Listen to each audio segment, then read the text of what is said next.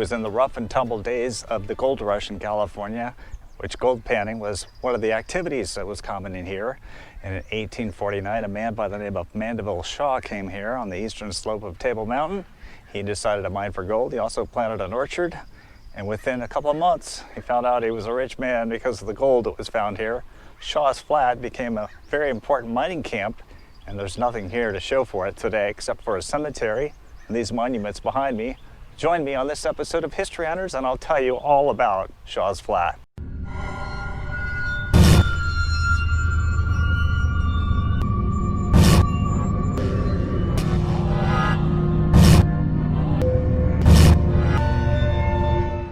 I'm not quite sure what the population of Shaw's Flat was, but it grew so fast that by 1851 they had spent $100,000 on buildings here, and not one of them is left. Amazing. If you'd have been here at about 1850, this would have been one bustling community right here, and really nothing to show for it today. There was a store over there, quite the trading post, and right here across the street, we find this memorial marker from the Mark Twain Bret Harte Trail. It talks about Shaw's Flat. In 1850, this community was alive with gold miners. James D. Fair, after whom the Fairmont Hotel in San Francisco is named, was one of the most notable who were here. The Mississippi House, built in 1850, contains many relics, including the original bar and post office with its grill and mailboxes. On a nearby hill stands the old bell given by miners, which summoned men to work and announced the convening of various courts. According to a tradition, a local bartender added to his income by panning gold dust dropped on his muddy boots while serving customers. And I have to tell you though, this plaque was erected in 1947 when the Mississippi House was still here across the street. It is not here anymore.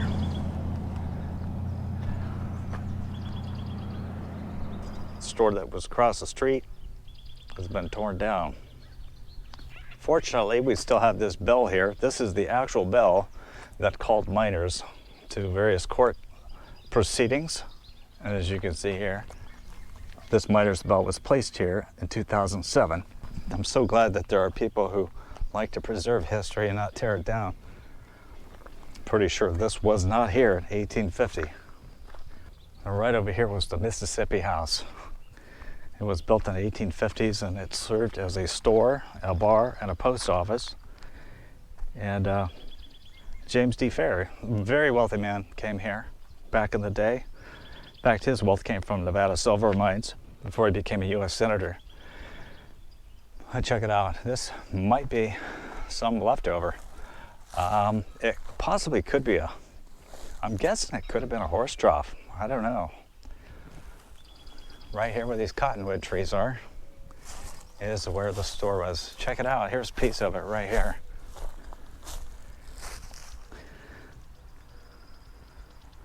I believe this was the front porch of the Mississippi House. Sad that all we have is junk today.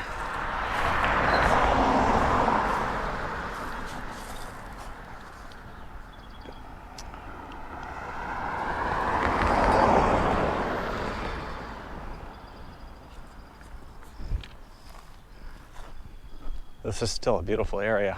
So I'm going to take off down the road down this way. There's a cemetery back here, and I understand the school is back there. There is a school. I think it's closed. It's like the second school that was here. The cemetery's down this way, and I've already researched some of the people that I want to find. Let's go check it out.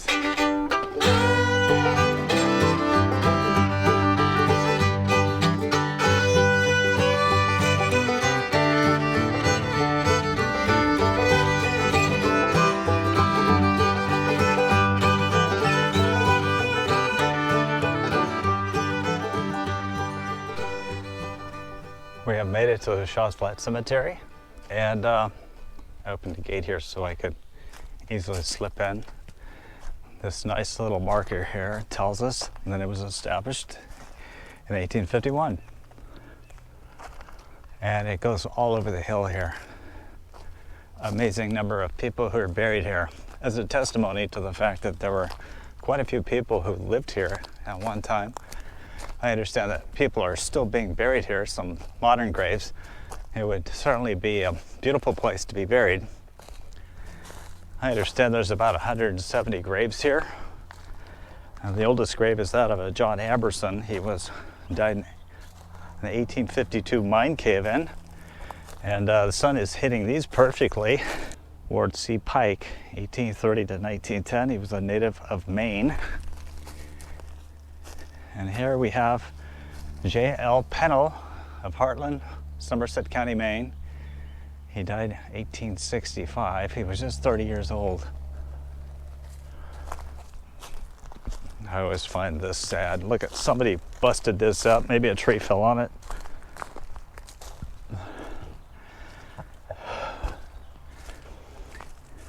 Check it out. In memory of Jacob Klein, beloved father of Peter Klein. He died 1862. At the age of 76, he was a native of Prussia. And here Katie Klein. She died 1862 as well. She was 39. Probably a disease. Here's a pair of graves. It looks like Sarah.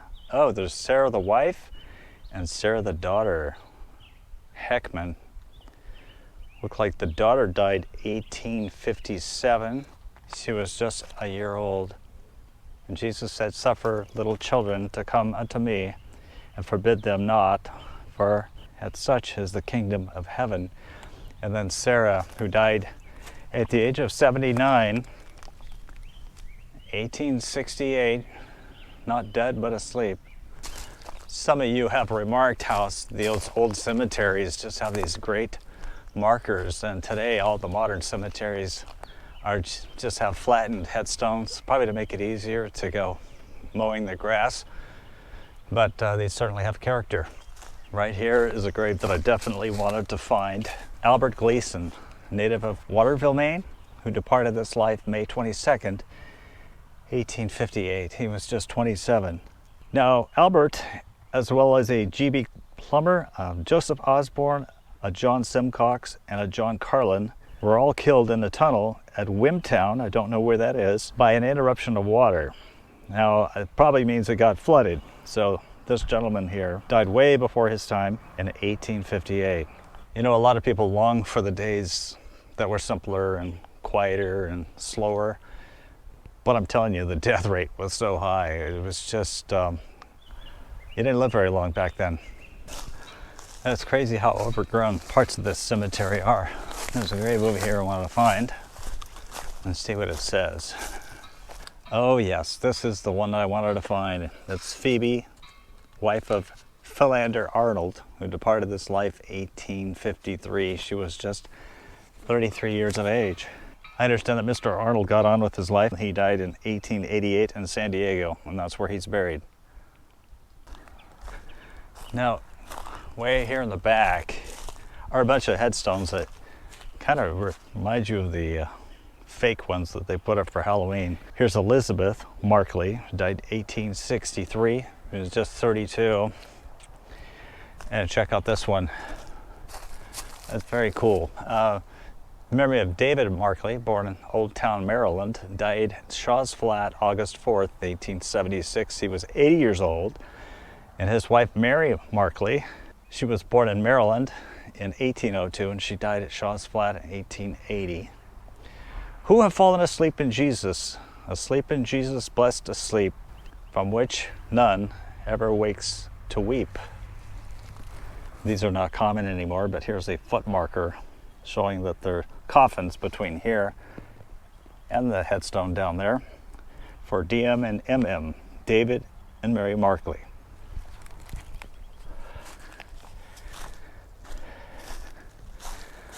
Look at the moss growing on this one. In memory of R. Sherman of South Dorton, Massachusetts. He died November 22nd, 1865. He was 53. Dearest husband, thou hast left us. Here thy loss we deeply feel, but 'tis God who hath bereft us. He can all our sorrows heal. Here's another one that's all by itself. I can barely make that out.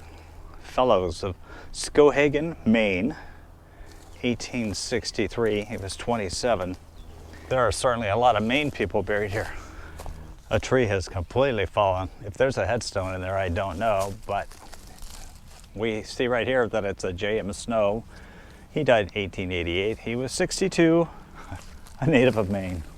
It figures. I think half of Maine is buried here in California. Here's a very cool marker. George Lytle. He died November 16th, 1857. He was 30. Formerly of Giles County, Tennessee. A husband kind, a father dear, a faithful friend lies buried here. He was free from envy and pride, so he lived, so he died. That is cool. Looks like this angel is in anguish or something. Maybe she's just looking up to heaven.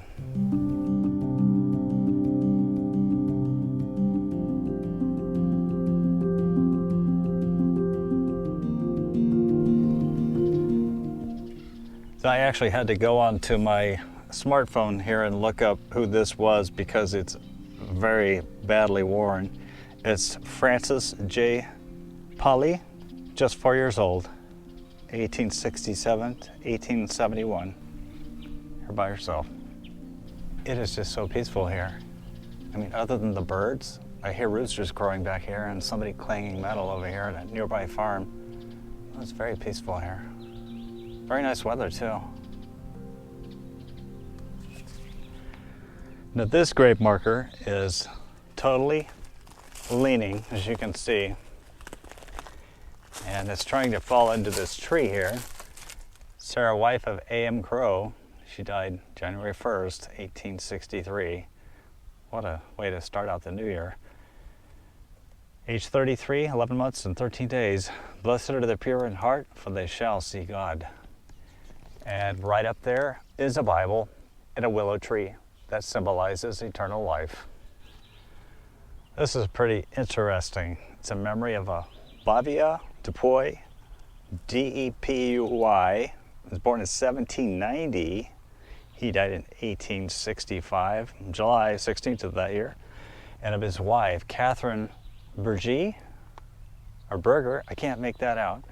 She was born in 1821 and died in 1866, erected by their affectionate daughter, Antoinette Dupuy, September 1879. Can you imagine the American history that has happened since this marker was put here in 1879? I mean, think of how many presidents have come and gone. We've gone from the horse and buggy age to the space age to cell phones. I mean, if these people came out of the grave, they wouldn't probably recognize life as we live it, would they? I'm trying to find a grave of an escaped slave by the name of Tom Gilman, who left his slave master a long time ago, obviously, and headed out to California. He was more accepted out here than he was back where he came from. But I'm having difficulty finding him. So I was in this cemetery in December of last year, and when I was here, I did find a little marker for Tom. It was one of those little metal cemetery markers, but I'm really having some difficulty finding it. I know some trees have fallen, and I'm not sure if I'm going to be able to find his actual grave, but I want to talk to you about him. In 1850, a Tennessee planter sent slave Tom Gilman to the gold rush. Gilman came to Tuolumne County and settled here in Shaw's Flat and began mining in Dragoo Gulch. He reportedly mined with a group of 9 free black men. He soon struck a rich pocket of gold in Mormon Creek and immediately sent his master the necessary money to buy his freedom. But his master was greedy and demanded more payment and asked Gilman to return. He decided not to go back to Tennessee, obviously, after 5 years of freedom. Gilman could not read or write, but eventually became a respected businessman and landowner here. He signed his name with an X, but his wealth continued to grow through real estate investments, mortgage lending, and other successful businesses. This person here deserves a little respect. Let's see who this is. Looks like Alan. Well, it is. Died 1884. He was 54. He was a native of Maine. Man, such condition. You know, times like this, you think about your own life and how much time you have on Earth and how you can spend those days. It's a sobering thought. Now, obviously, this is a new marker, but it's really amazing. It's the Belushi family. We came from afar and found the good life in California. And over here, we've got Itza Belushi. She was born after I was. She died in 2016. Fiercely independent, ally of the oppressed, devoted mother to Summer, Eddie, and Colin. Isn't that a cool marker? I wonder what that thing weighs. So I think that's going to wrap it up here at the Shaw's Flat Cemetery as my eyes still scan for Tom Gilman. I'm not seeing him. I want to thank you so much for joining us and for your interest in history. I think we need to teach more young people about our history because those who don't know history are doomed to repeat it. Wouldn't you agree? So I would also ask that you give us a comment, give us a thumbs up, and subscribe to History Hunters. Thank you so much.